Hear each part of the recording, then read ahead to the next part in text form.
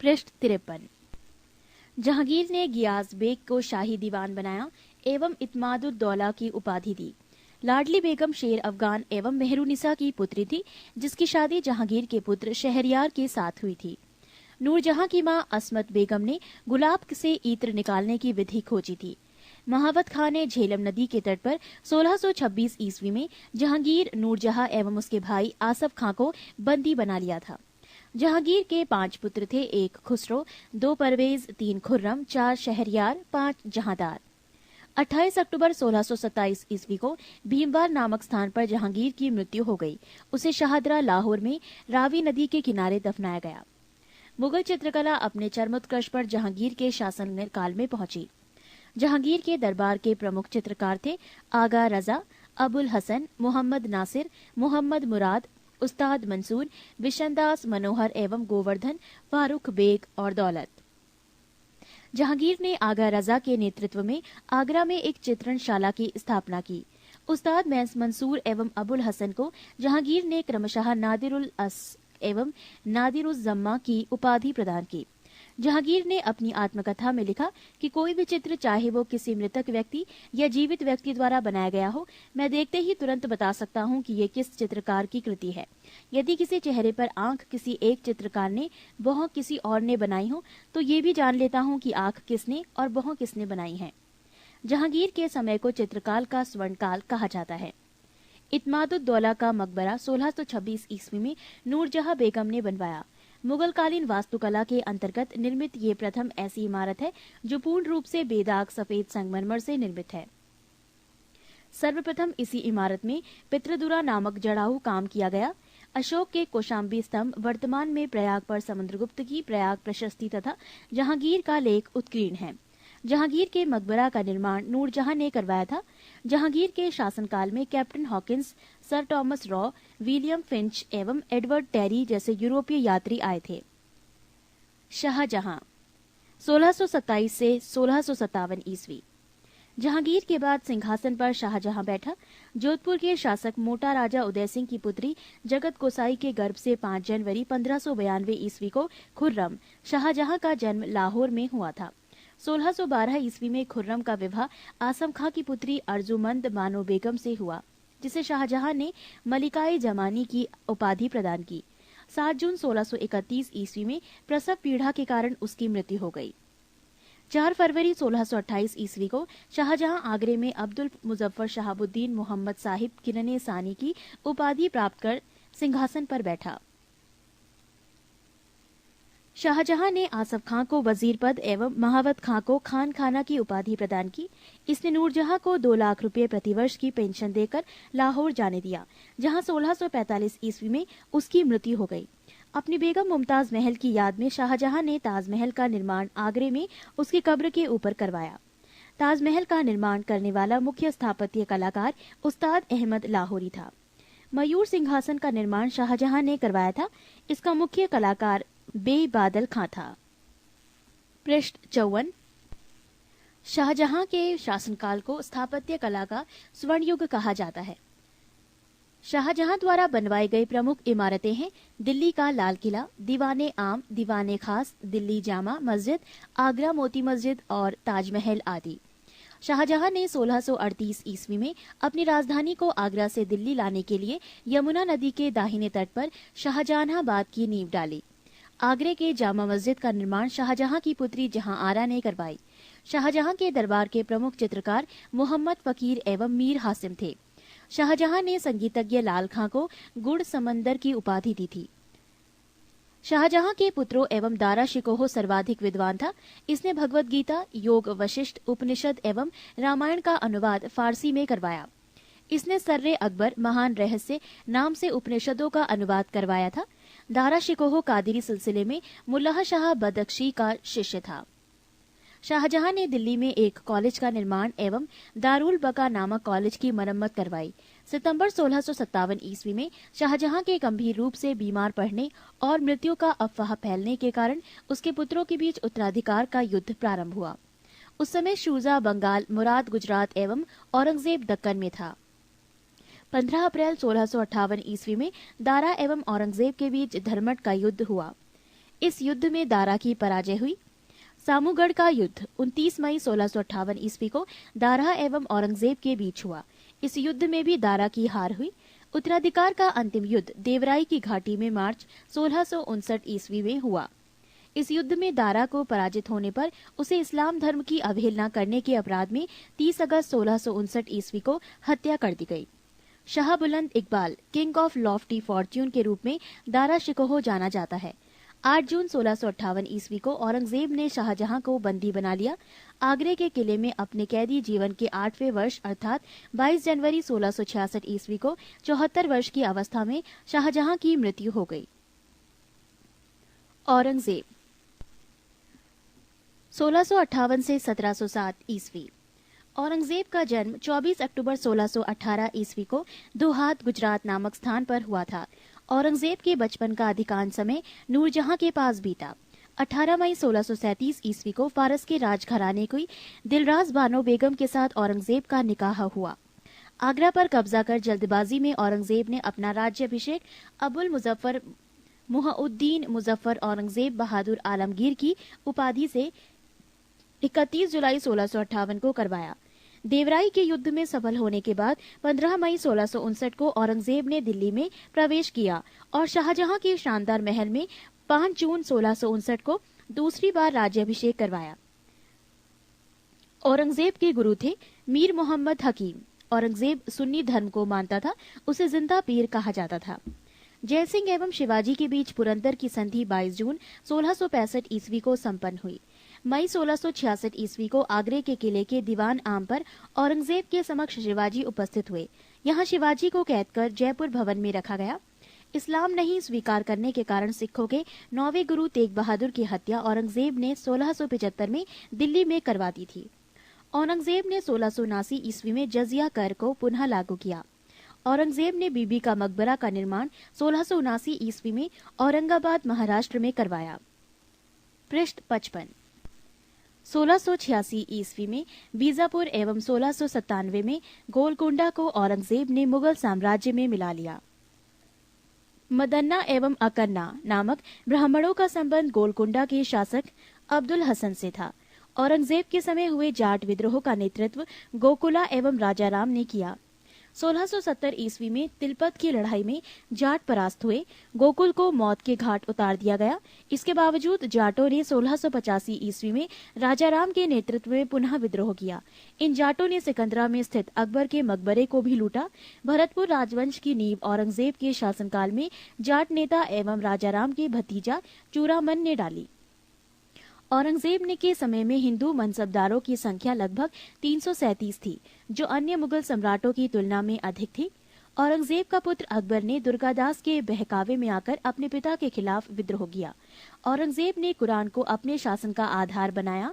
इसने सिक्के पर कलमा खुदवाना, नवरोज का त्योहार मनाना, भांग की खेती करना, गाना बजाना, झरोका दर्शन, तुलादान प्रथा। इस प्रथा में सम्राट को उसके जन्मदिन पर सोने, चांदी तथा अन्य वस्तुओं से तौलने की प्रथा थी। ये अकबर के जमाने में प्रारंभ हुई थी। आदि पर प्रतिबंध लगा दिया। औरंगजेब ने दरबार में संगीत पर पाबंदी लगा दी तथा सरकारी संगीतज्ञों को अवकाश दे दिया गया। भारतीय शास्त्रीय संगीत पर फारसी में सबसे अधिक पुस्तकें औरंगजेब के ही शासनकाल में लिखी गईं। औरंगजेब स्वयं वीणा बजाने में दक्ष था। औरंगजेब ने 1665 ईस्वी में हिंदू मंदिरों को तोड़ने का आदेश दिया। इसके शासनकाल में तोड़े गए मंदिरों में सोमनाथ का मंदिर, बनारस का विश्वनाथ मंदिर एवं वीर सिंह देव द्वारा जहांगीर काल में मथुरा में निर्मित केशव राय मंदिर थे। औरंगजेब की मृत्यु 20 फरवरी 1707 ईस्वी को हुई। इसे खुलदाबाद, जो अब रोजा कहलाता है, में दफनाया गया। औरंगजेब के समय सूबों की संख्या 20 थी। औरंगजेब दारुल हर्ब, काफिरों का देश, को दारुल इस्लाम, इस्लाम का देश में परिवर्तित करने को अपना महत्वपूर्ण लक्ष्य मानता था। नोट: औरंगजेब के शासनकाल में मुगल सेना में सर्वाधिक हिंदू सेनापति थे।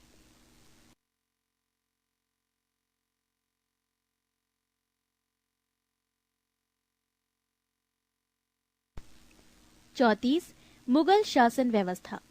मंत्रिपरिषद को वजारत कहा जाता था। बाबर के शासनकाल में वजीर पद काफी महत्वपूर्ण था। सम्राट के बाद शासन के कार्यों को संचालित करने वाला सबसे महत्वपूर्ण अधिकारी वकील था, जिसके कर्तव्यों को अकबर ने दीवान मीर बख्शी, सद्र उस सद्र एवं मीर समन में विभाजित कर दिया। औरंगजेब के समय में असद खान ने सर्वाधिक 31 वर्षों तक दीवान के पद पर कार्य किया। मीर बख्शी द्वारा सरखत नाम के पत्र पर हस्ताक्षर के बाद ही सेना को हर महीने वेतन मिल पाता था। जब कभी सद्र न्याय विभाग के प्रमुख का कार्य करता था, तब उसे काजी कहा जाता था। लगानहीन भूमि मददे माश का निरीक्षण सद्र करता था। सम्राट के घरेलू विभागों का प्रधान मीर समान कहलाता था। मुगल काल के प्रमुख अधिकारी एवं कार्य। पद सूबेदार, कार्य प्रांतों में शांति स्थापित करना तथा प्रांत कार्यकारिणी का प्रधान। दीवान, कार्य प्रांतीय राजस्व का प्रधान सीधे शाही दीवान के प्रति जवाबदेह। बख्शी, कार्य प्रांतीय सैन्य प्रधान। फौजदार, जिले का प्रधान फौजी अधिकारी।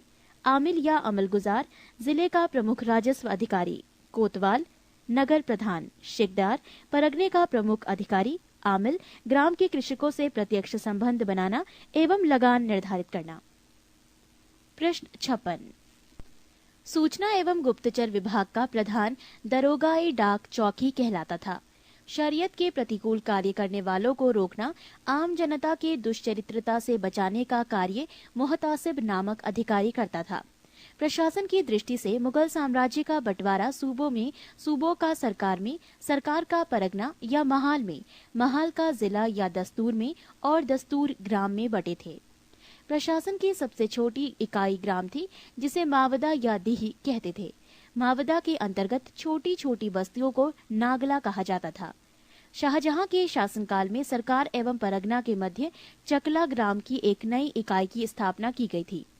भूमिकर के विभाजन के आधार पर मुगल साम्राज्य की समस्त भूमि 3 वर्गों में विभाजित थी।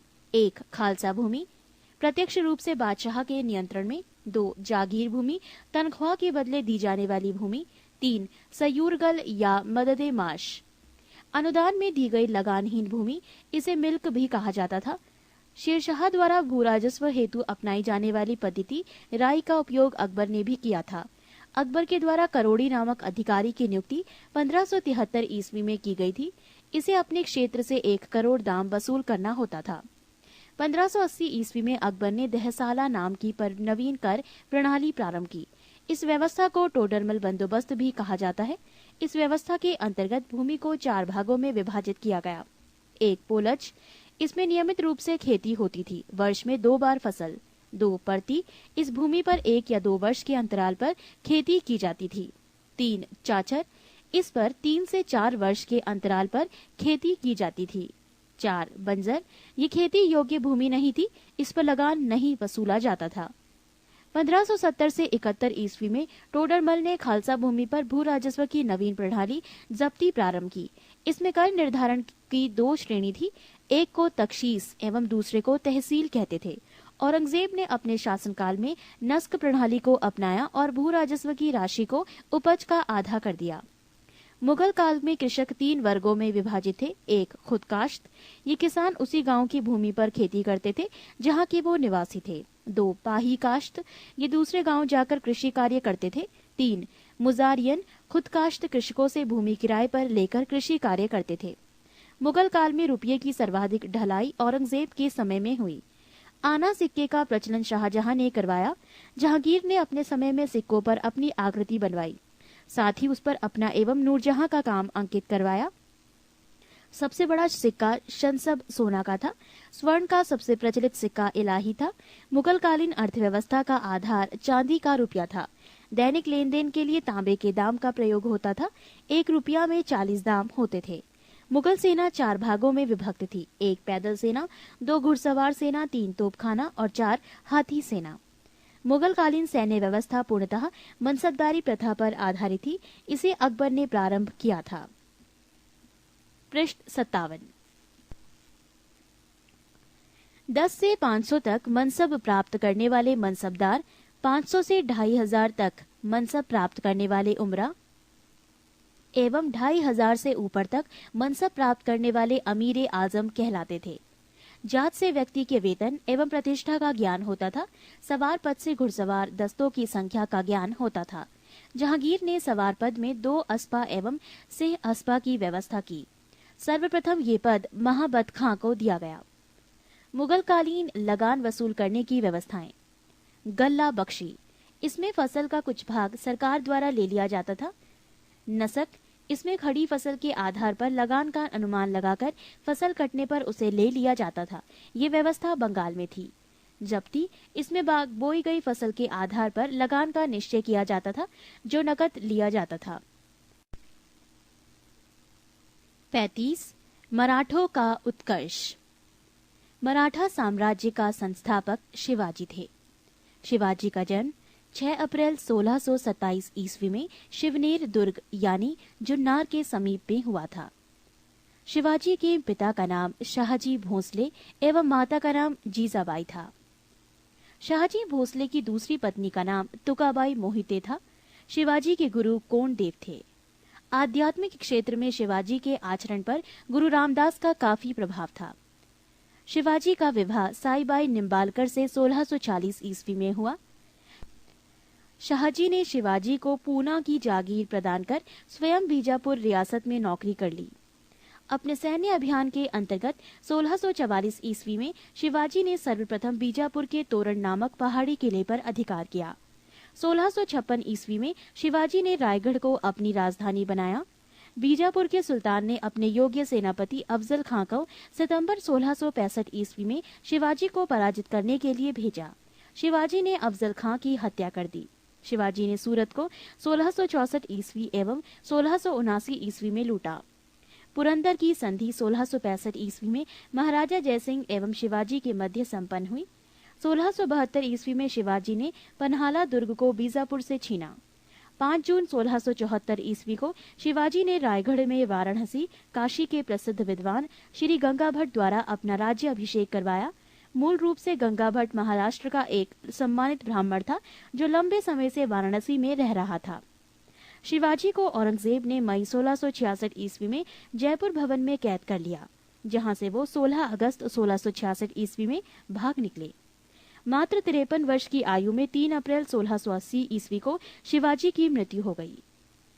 महाराष्ट्र के प्रमुख संत। 1. ज्ञानदेव या ज्ञानेश्वर 1271 से 1296। महाराष्ट्र में भक्ति आंदोलन के जनक, मराठी भाषा और साहित्य के संस्थापक, भगवत गीता पर भवार्थ दीपिका नामक बृहत टीका लिखी, जिसे सामान्य रूप से ज्ञानेश्वरी के नाम से जाना जाता है। 2. नामदेव 1270 से 1350। इनके आराध्य देव पांढरपुर के विठोबा या विठल विष्णु के रूप थे। विठोबा या विठल की उपासना को बरकरी संप्रदाय के नाम से जाना जाता है, जिसकी स्थापना नामदेव ने की थी। 3. एकनाथ 1533 से 1599। इन्होंने रामायण पर भावार्थ रामायण नामक टीका लिखी। 4. तुकाराम 1598 से 1650। इन्होंने भक्तिपरक कविताएं लिखी, जिन्हें अम्भग कहा जाता है। ये अभंग भक्तिपरक काव्य के ज्योति पुंज हैं। 5. रामदास 1608 से 1681। महाराष्ट्र के अंतिम महान संत कवि। दशबोध उनकी रचनाओं और उपदेशों का संकलन है। पृष्ठ 58। शिवाजी के मंत्रिमंडल को अष्टप्रधान कहा जाता था। अष्टप्रधान में पेशवा का पद सर्वाधिक महत्वपूर्ण एवं सम्मान का होता था। अष्टप्रधान में निम्न पद थे। 1. पेशवा प्रधानमंत्री, राज्य का प्रशासन एवं अर्थव्यवस्था की देखरेख। 2. सरी ए नौबत सेनापति, सैन्य प्रधान। 3. अमात्य राजस्व मंत्री, आय व्यय का लेखा जोखा। 4. वाकिया नवीस, सूचना गुप्तचर एवं संधि विग्रह के विभागों का अध्यक्ष। 5. चिटनिस, राजकीय पत्रों को पढ़कर उसकी भाषा शैली को देखना। 6. सुमंत, विदेश मंत्री। 7. पंडित राव, धार्मिक कार्यों के लिए तिथि का निर्धारण। 8. न्यायाधीश, न्याय विभाग का प्रधान। शिवाजी ने दरबार में मराठी को भाषा के रूप में प्रयोग किया। शिवाजी की सेना 3 महत्वपूर्ण भागों में विभक्त थी।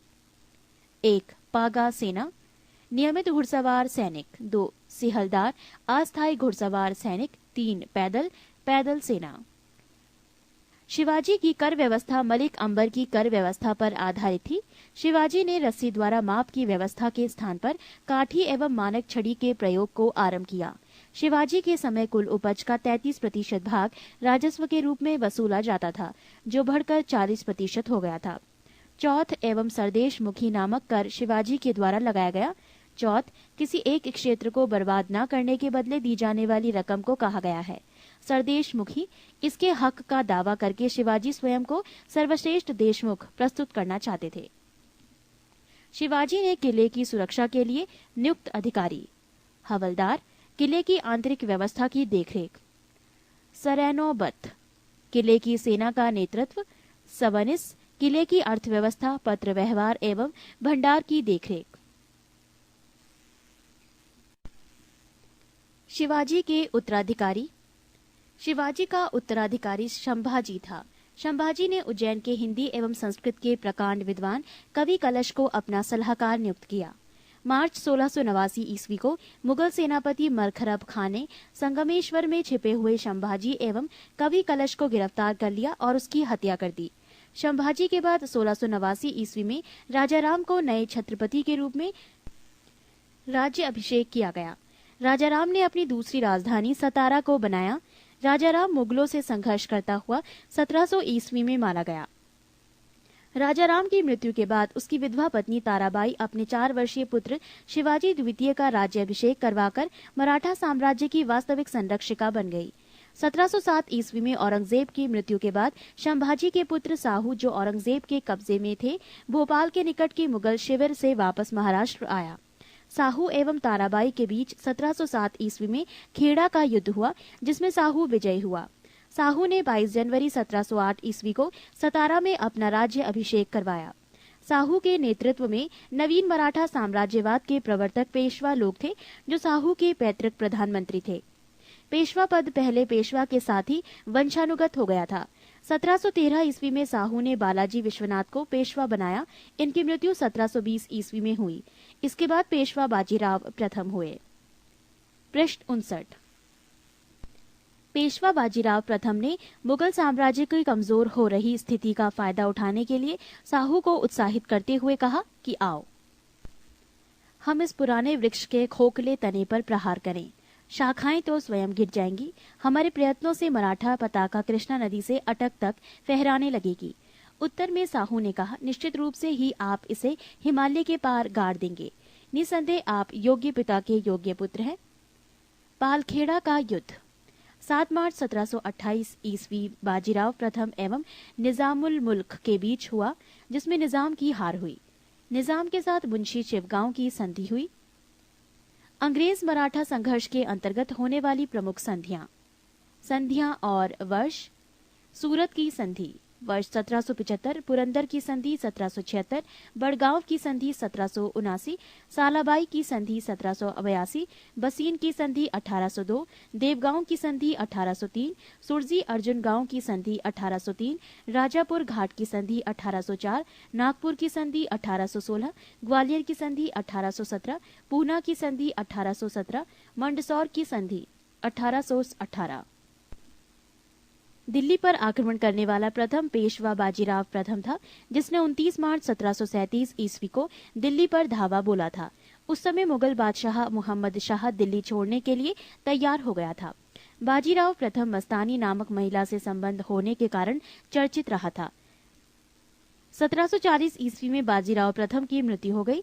बाजीराव प्रथम की मृत्यु के बाद बालाजी बाजीराव 1740 ईस्वी में पेशवा बना। 1750 ईस्वी में संगोला संधि के बाद पेशवा के हाथ में सारे अधिकार सुरक्षित हो गए। बालाजी बाजीराव को नाना साहब के नाम से भी जाना जाता था। झलकी की संधि हैदराबाद के निजाम एवं बालाजी बाजीराव के मध्य हुई। बालाजी बाजीराव के समय में ही पानीपत का तृतीय युद्ध 14 जनवरी 1761 को हुआ, जिसमें मराठों की हार हुई। इस हार को नहीं सह पाने के कारण बालाजी की मृत्यु 1761 ईस्वी में हो गई। माधवराव नारायण प्रथम 1761 ईस्वी में पेशवा बना। इसने मराठों की खोई हुई प्रतिष्ठा को पुनः प्राप्त करने का प्रयास किया। माधवराव ने ईस्ट इंडिया कंपनी की पेंशन पर रह रहे मुगल बादशाह शाह आलम द्वितीय को पुनः दिल्ली की गद्दी पर बैठाया। मुगल बादशाह अब मराठों का पेंशन भोगी बन गया।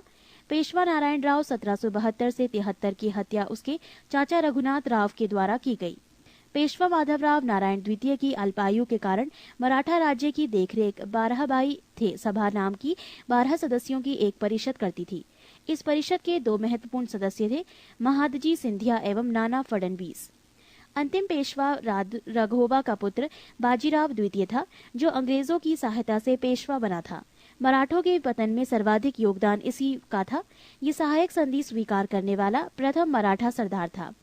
प्रथम आंग्ल मराठा युद्ध 1775 से 82 ईस्वी तक चला। इसके बाद 1776 ईस्वी में पुरंदर की संधि हुई। इसके तहत कंपनी ने रघुनाथ राव के समर्थन को वापस ले लिया। द्वितीय आंग्ला मराठा युद्ध 1803 से 1805 ईस्वी में हुआ। इसमें भोसले नागपुर ने अंग्रेजों को चुनौती दी। इसके फलस्वरूप 7 सितंबर 1803 ईस्वी को देवगांव की संधि हुई। तृतीय आंग्ला मराठा युद्ध 1816 से 1818 ईस्वी में हुआ। इस युद्ध के बाद मराठा शक्ति और पेशवा के वंशानुगत पद को समाप्त कर दिया गया। पेशवा बाजीराव द्वितीय ने कोरेगांव एवं अष्टी के युद्ध में हारने के बाद फरवरी 1818 ईस्वी में मेलकम के सम्मुख आत्मसमर्पण कर दिया। अंग्रेजों ने पेशवा के पद को समाप्त कर बाजीराव द्वितीय को कानपुर के निकट बिठूर में पेंशन पर जीने के लिए भेज दिया, जहां 1853 ईस्वी में इसकी मृत्यु हो गई। पृष्ठ 60।